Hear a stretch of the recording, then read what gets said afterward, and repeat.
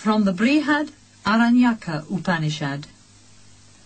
From delusion lead me to truth, from darkness lead me to light, from death lead me to immortality. This universe is a trinity, and this is made of name, form and action. The source of all names is the Word, for it is by the Word that all names are spoken. The Word is behind all names, even as Brahman is behind the Word. The source of all forms is the eye, for it is by the eye that all forms are seen. The eye is behind all forms, even as Brahman is behind the eye. The source of all actions is the body, for it is by the body that all actions are done. The body is behind all actions, even as Brahman is behind the body. Those three are one: Atman, the spirit of life, and Atman, although one, is those three. The immortal is veiled by the real. The spirit of life is the immortal. Name and form are the real, and by them the spirit is veiled. Once Gargya, a Brahmin, proud of his learning, went to Ajatasattu, the king of Benares, and said, "I am willing to teach you about Brahman.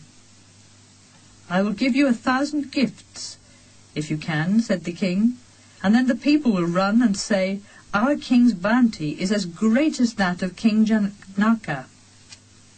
So Gargya began and said, "There is a spirit in the sun high above, and that spirit I adore as Brahman." "How can you say that?" replied Ajatasattu. "I only consider the sun as the ruler of radiance, the source of all beings on earth." Then Gargya said, "There is a spirit in the moon far away, and that spirit I adore as Brahman." Ajatasattu answered, "I only consider the moon as the ruler of the sacred Soma wine dressed in whiteness." "There is a spirit in lightning," then said Gargya, "and that spirit I adore as Brahman." "I only consider lightning," said Ajatasattu, "as a thing of brightness."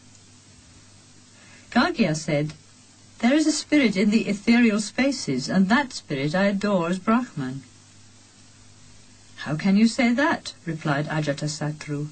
"I only consider the ethereal space as a non-evolving fullness." Gargya said, "There is a spirit in the wind, and that spirit I adore as Brahman." Ajatasattu said, "I only consider the winds as the unconquerable army of powerful India." Gargya said, "There is a spirit in fire, and that spirit I adore as Brahman." "I only consider fire," said Ajatasattu, "as a great power."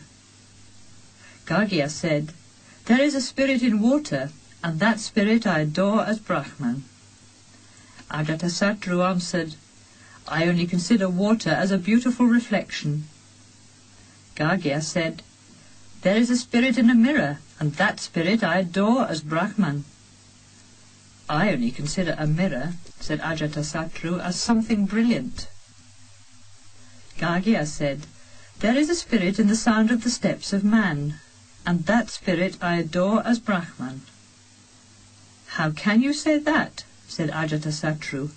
"I only consider that sound as a sign of life." Gargya said, "There is a spirit in the quarters of heaven, and that spirit I adore as Brahman." "I only consider the quarters of heaven," said Ajatasattu, "as friends who are ever with us." "There is a spirit which is a shadow," said Gargya, "and that spirit I adore as Brahman." "How can you say that?" said Ajatasattu. "I only consider this shadow as death." Gargya said, "There is a spirit in the human body, and that spirit I adore as Brahman." "I only consider a body," said Ajatasattu, "as the covering of a soul." "Is this all?" asked Ajatasattu. Gargya replied, "This is all." "If this is all, we know nothing," said Ajatasattu. On hearing this, Gargya said, "Allow me to be your pupil." "It is indeed contrary to custom," said Ajatasattu, "that a Brahmin should go to a Kshatriya for instruction.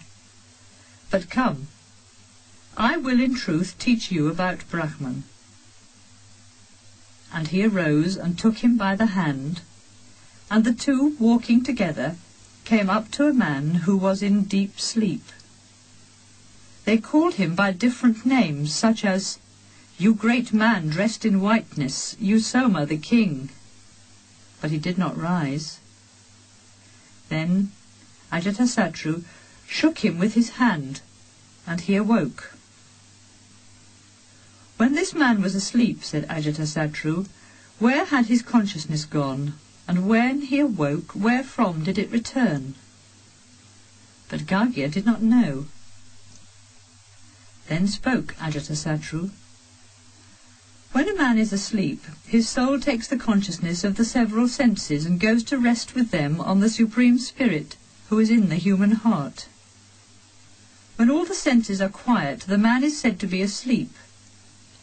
Then the soul holds the powers of life, breath, voice, eye, ear, and mind, and they rest in quietness.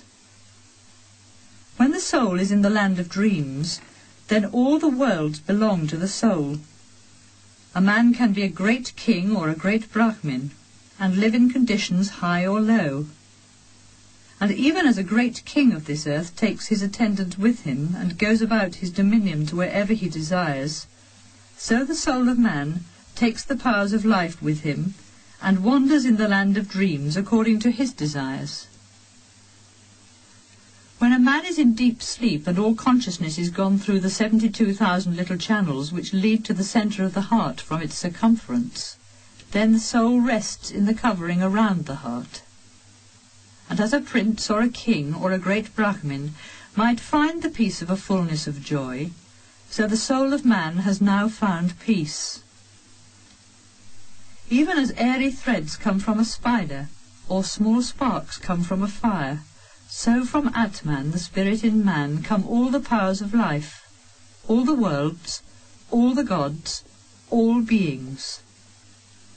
To know the Atman is to know the mystery of the Upanishads, the truth of truth.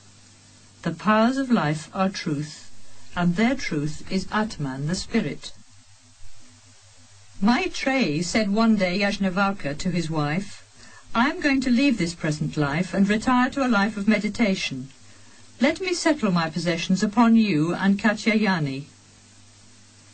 "If all the earth filled with riches belonged to me, O my lord," said Maitreyi, "should I thereby attain life eternal?" "Certainly not," said Yajnavalkya. "Your life would only be as is the life of wealthy people. In wealth there is no hope of life eternal." Maitreyi said, "What should I then do with possessions that cannot give me life eternal? Give me instead your knowledge, O my lord."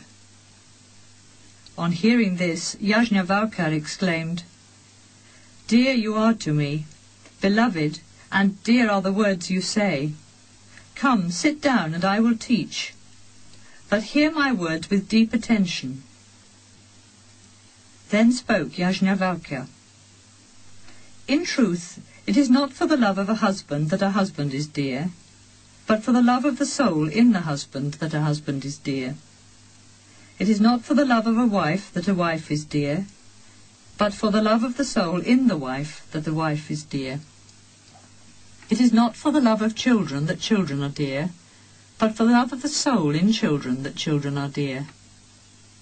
It is not for the love of riches that riches are dear, but for the love of the soul in riches that riches are dear.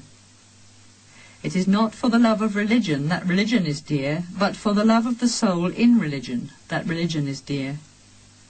It is not for the love of power that power is dear, but for the love of the soul in power that power is dear. It is not for the love of the heavens that the heavens are dear, but for the love of the soul in the heavens that the heavens are dear. It is not for the love of the gods that the gods are dear, but for the love of the soul in the gods that the gods are dear. It is not for the love of creatures that creatures are dear, but for the love of the soul in creatures that creatures are dear. It is not for the love of the all that the all is dear, but for the love of the soul in the all that the all is dear. It is the soul, the spirit, the self that must be seen and be heard and have our thoughts and meditation. O Maitri, when the soul is seen, is thought upon and is known, then all that is becomes known. Religion will abandon the man who thinks that religion is apart from the soul. Power will abandon the man who thinks that power is apart from the soul. The gods will abandon the man who thinks that the gods are apart from the soul. Creatures will abandon the man who thinks that creatures are apart from the soul. And all will abandon the man who thinks that the all is apart from the soul, because religion, power, heavens, beings, gods, and all rest on the soul. As when a drum is being beaten, its sound cannot be holden, but by seizing the drum or the beater of the drum, the sounds are holden. As when a conch is being blown, its sound cannot be holden, but by seizing the conch or the blower of the conch, the sounds are holden. As when a lute is being played, its sounds cannot be holden, but by seizing the lute or the player of the lute, the sounds are holden. So it is with the spirit, the soul. As when a lump of salt is thrown into water, and therein being dissolved it cannot be grasped again, but wherever the water is taken it is found salt in the same way, O Maitri, the Supreme Spirit is an ocean of pure consciousness, boundless and infinite. Arising out of the elements, into them it returns again. There is no consciousness after death. Thus spoke Yajnavalkya. Thereupon Maitri said, I am amazed, O my lord, to hear that after death there is no consciousness. To this Yajnavalkya replied, I am not speaking words of amazement, but sufficient for wisdom is what I say. For where there seems to be a duality, there one sees another, one hears another, one feels another's perfume, one thinks of another, one knows another. But when all has become spirit, one's own self, how and whom could one see? How and whom could one hear? How and of whom could one feel the perfume? How and to whom could one speak? How and whom could one know? How can one know him who knows all? How can the knower be known?